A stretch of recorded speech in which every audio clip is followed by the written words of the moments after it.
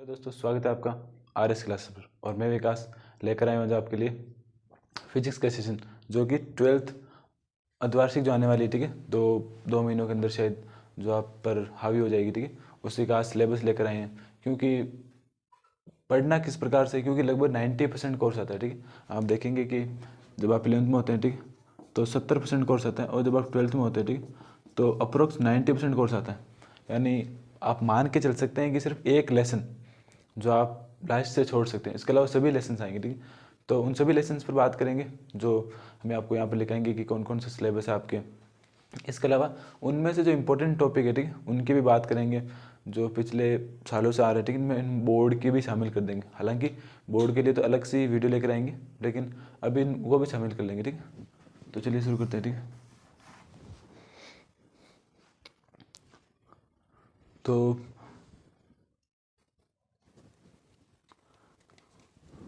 जो important chapter, ठीक है, उनमें सबसे पहले ये है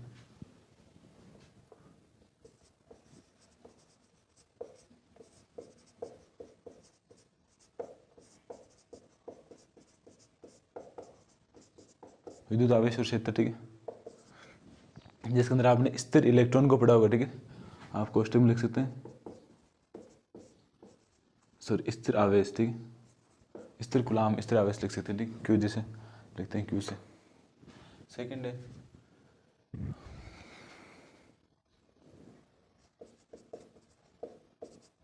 स्थिर स्थिर विद्युत विभव और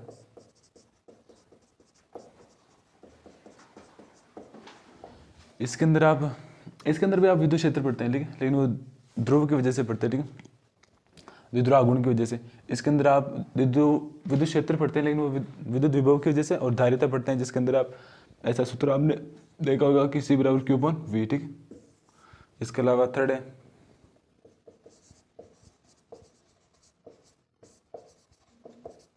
विद्युत धारा, ठीक। फिर 3 चैप्टर, 4th नंबर। इसके अंदर आप गतिशील इलेक्ट्रॉन को डन करेंगे, ठीक है। इन शुरू में तो आप स्थिर, ये आप कह सकते हैं स्थिर विद्युतिकी की 2 चैप्टर हैं, इस 2 चैप्टर। इसके अलावा ये इलेक्ट्रॉन पर आधारित है, ठीक है, जो गतिशील इलेक्ट्रॉन होता है या आवेश होता है, ठीक। उसके बाद जो अगला होगा वो होगा गतिमान आवेश और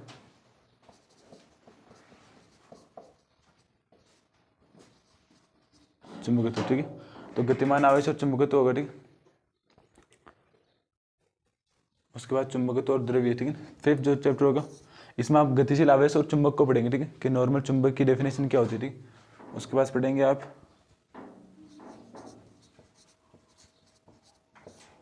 चुंबकत्व एवं द्रव्य, ठीक है। क्वेश्चन 6 है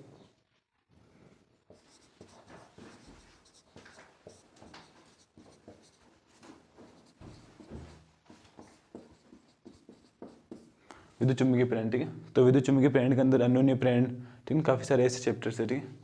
इसके अलावा जो 7th चैप्टर है वो है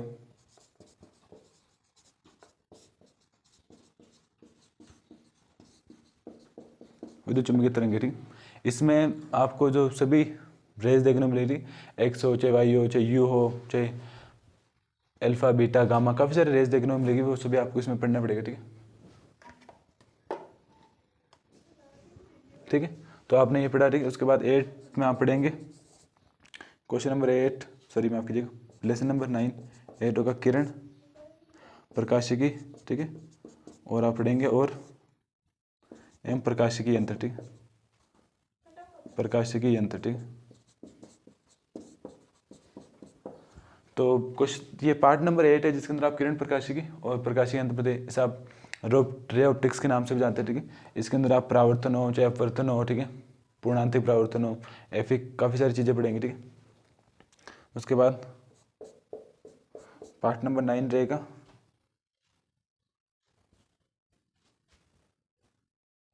ठीक है। उसके बाद पढ़ेंगे आप तरंग प्रकाशिकी, ठीक है। इसके जस्ट बाद आप देखेंगे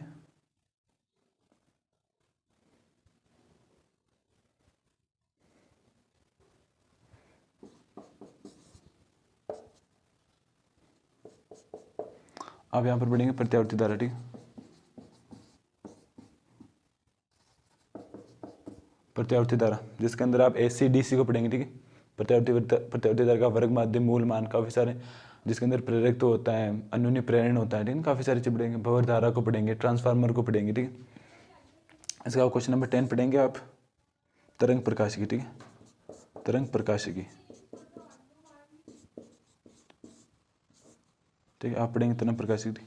इसके अंदर आप पढ़ेंगे कि विवर्तन क्या होता है, ठीक है, कोई तरंग किस तरह से मुड़ती है, ठीक है, इस तरंग सभी में आप काफ़ी सारे टोपलर का प्रभाव है, फिर काफ़ी सारी चीज़ें पढ़ेंगे, ठीक। उसके बाद जो क्वेश्चन नंबर 11 होगा, ठीक, पार्ट नंबर 11 जिसमें हम देखेंगे, ठीक, ये आपके 10 पार्ट हो चुके हैं, ठीक। क्वेश्चन पार्ट नंबर 11 होगा, ठीक, किरण, विकिरण, ठीक है, विकिरण तथा द्रव्य की द्वैत प्रकृति, ठीक है, द्वैत प्रकृति के बारे में पढ़ेंगे, ठीक है, ठीक है, ये द्रव्य की द्वैत प्रकृति, ठीक। इसके अंदर आप द्रव्य की द्वैत प्रकृति देखेंगे कि कैसे एक प्रकाश तरंग भी होता है, ठीक है, और एक कण भी होता है, ठीक। इसके अलावा पार्ट नंबर 12 वो होगा परमाणु, ठीक है, और पार्ट नंबर जो 13 होगा वो होगा नाभिक, ठीक।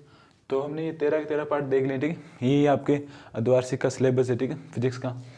इसमें जो एक चैप्टर है वो आपका नहीं आएगा, ठीक, जो अर्धचालक का होता है, ठीक। ये 13 का 13 चैप्टर है। इसमें हम अब थोड़ी सी बात कर लेते हैं कि क्या क्या सभी में इंपॉर्टेंट है, ठीक है। तो देखते हैं, पार्ट नंबर 1 से शुरुआत करते हैं, ठीक है।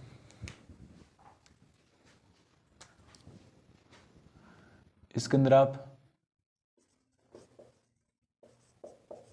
द्विध्रुव और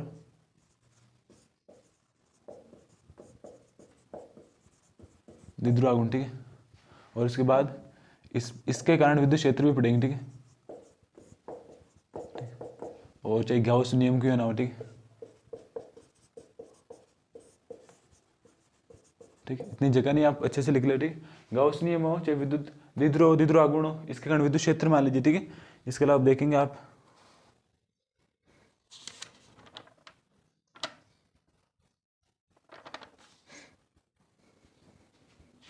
इसके अलावा आता है विद्युत फ्लक्स, ठीक है,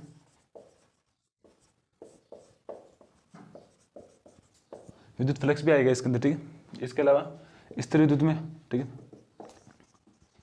विद्युत विभव को मान ले, ठीक है, और धारिता, ठीक है, इससे संबंधित सभी चीज़ें आ सकती है, ठीक है। इसके अंदर धारिता का समांतर क्रम हो चाहे धारिता का श्रेणी क्रम हो, ठीक है। इसके अलावा विद्युत धारा, इसके अंदर सबसे इंपॉर्टेंट होता है अपवन वेग, ठीक है, अपवन वेग सबसे इंपॉर्टेंट चैप्टर इसके अंदर। अपवन वेग के साथ धारा भी आ जा सकती है, ठीक है, गतिशीलता आ सकती है, काफ़ी सारे टॉपिक्स हैं इसके अंदर जो विद्युत धारा में से आ सकते हैं, ठीक है। इसमें आप धारा की परिभाषा ले सकते हैं, ठीक है, चाहे धारा हो चाहे धारा घनत्व हो, ठीक। एक बार फुल क्वालिटी में लेकर आप इसका स्क्रीनशॉट ले लेते हैं, उसके बाद आसानी से लेके धारा घनत्व को ले सकते हैं, ठीक है। इसके अलावा आप इसमें प्रतिरोध को पढ़ेंगे, ठीक है, का समांतर क्रम और श्रेणी क्रम क्यों ना हो, ठीक है। इसके बाद इसमें आप जो 3 आपके, ठीक है,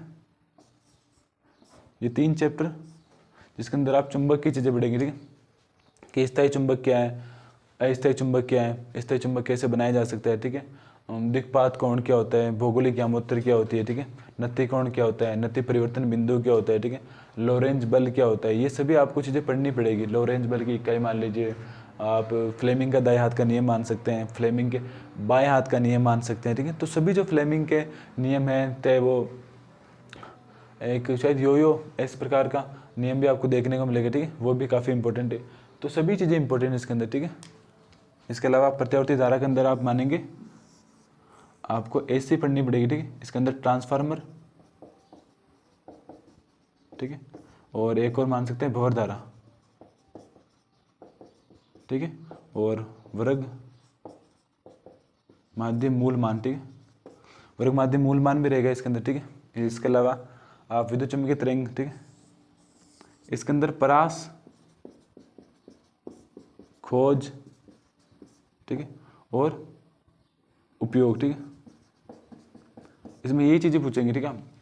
आपको कुछ चुंबकीय तरंग रहेगी, उसके प्राच पूछ सकते हैं, खोज पूछ सकते हैं, और उसका उपयोग, जनरल उपयोग पूछ सकते हैं कि वो कहाँ उपयोग में आती है, ठीक है। इसके अलावा प्रकाशिकी यंत्र, ठीक, यहाँ पर परावर्तन, अपवर्तन और पूर्णांतरिक परावर्तन, ठीक। इन तीनों को आप अच्छे से पढ़ ले, ठीक। इसके बाहर एक भी क्वेश्चन नहीं जाएगा आप इस पार्ट में से, ठीक। इनको पढ़ने के बाद इनके जो और भी काफ़ी सारे अलग अलग और भी क्वेश्चन आते हैं, ठीक है। चाहे वो परावर्तन के किस प्रकार उपयोग होते हैं, अपवर्तन के किस प्रकार उपयोग होते हैं, ठीक है। और एक और मान सकते हैं आप, ठीक, दर्पण के उपयोग, ठीक। ये तो दो आप मान सकते हैं, दर्पण का उपयोग भी आ सकते हैं इसमें, ठीक। और इसमें आप बस ये याद रखें द्रव्य की द्वैत प्रकृति के बारे में, ठीक है। जो एक प्रयोग है इसके अंदर, जर्मन वे डेविसन का प्रयोग, ठीक। इसके अंदर चीज़ें आएगी, ठीक। इसके अलावा इसके अंदर आप विवर्तन को पढ़ेंगे, ठीक है। अपवर्तन को भी पढ़ सकते हैं, ठीक है। तरंग का अपवर्तन किसे कहते हैं, ठीक। इसमें विक्षोभ भी पढ़ेंगे, ठीक है। आप बाधाएं पढ़ेंगे काफ़ी सारे, ठीक है, ये पढ़ेंगे। इसके अलावा परमाणु के अंदर, ठीक, इसमें अवधारणा पढ़ेंगे, और एक और दोष भी पढ़ सकते हैं, ठीक है। दोष और खोज कह सकते हैं, ठीक।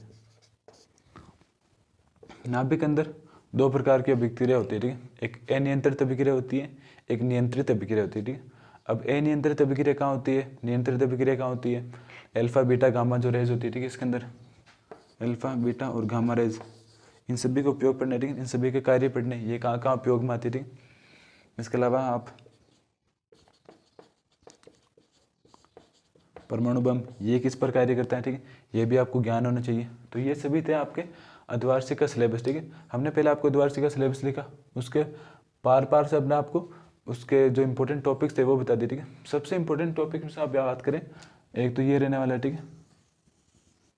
और आप ये परावर्तन अपवर्तन को मान सकते हैं, विद्युत क्षेत्र को मान सकते हैं। इसके बाद आप अपन वेग को मान सकते हैं, ठीक है। आप अल्फा बीटा गामा को मान सकते हैं, ठीक।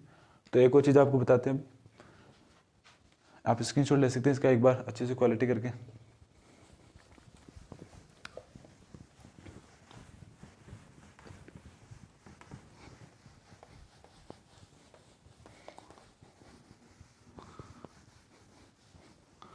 और अगर आपने ये सिलेबस अच्छे से पढ़ लिया, ठीक है, तो एग्ज़ाम के, ठीक है, एग्ज़ाम के एक दिन पहले, ठीक है,